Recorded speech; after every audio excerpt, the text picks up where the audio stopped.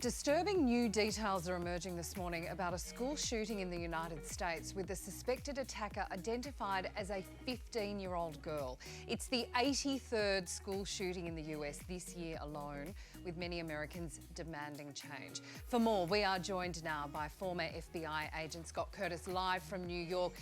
Scott, welcome. A school shooting by a girl is a rarity. Do authorities understand yet why she perpetrated such a violent act? No, unfortunately, they don't know exactly the reasons behind this. There is information that a letter, note, or manifesto, however you want to call it, was left behind by this individual. I would hope that law enforcement and the government would release some details behind this shooting here. This way, individuals can be aware of maybe some of the triggers, some of the words and phrases that were used or communicated by this individual there. So if they see similar type of words being communicated by others in the future there, whether it's verbally or on social media, they would be alerted to potential suspicious activity. Scott, so many shocking details in this shooting. Police have said a second grade student was the one who made the 911 call. What does that tell us about safety procedures in classrooms in America? Well, it shows you that these kids were trained on what to do, on how to react.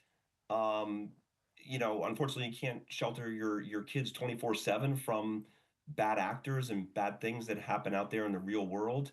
It appears that luckily this school spent the time and energy there to instruct their kids on what to do, on how to react there. And it appears that this second grader did exactly what they were trained to do and potentially saved who knows how many lives. Scott Curtis, we have to leave it there. Thanks for your time this morning. Here's Dan. No problem. Thank you. Thanks, Sam. Ukraine spy agency is claiming responsibility for the killing of a top Russian general who died in an explosion in Moscow. Let's go live to Nine's Europe correspondent, Jessica Millwood. Jess, the bomb was hidden in a scooter.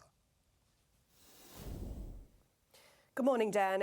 This was a very bold and public attack that played out just a few blocks from the Kremlin in Moscow. The target was Lieutenant General Igor Kirillov, and he was in charge of Russia's chemical and biological weapons unit. Just a day before the assassination, Ukraine had put out an arrest warrant for Kirillov over alleged war crimes against Kyiv's forces. He and his assistant were blown up. They were leaving a residential building. You're about to see the moment now when an explosion went off. It was detonated remotely, the explosive device hidden inside a scooter. This is being seen as very embarrassing for Vladimir Putin. It's the most high-profile assassination that we've seen in Moscow since the war started nearly 3 years ago. Russia is vowing retaliation. Now the world awaits what Vladimir Putin does next. Dan? Thanks, Jess. Okay, coming up, tradies to the rescue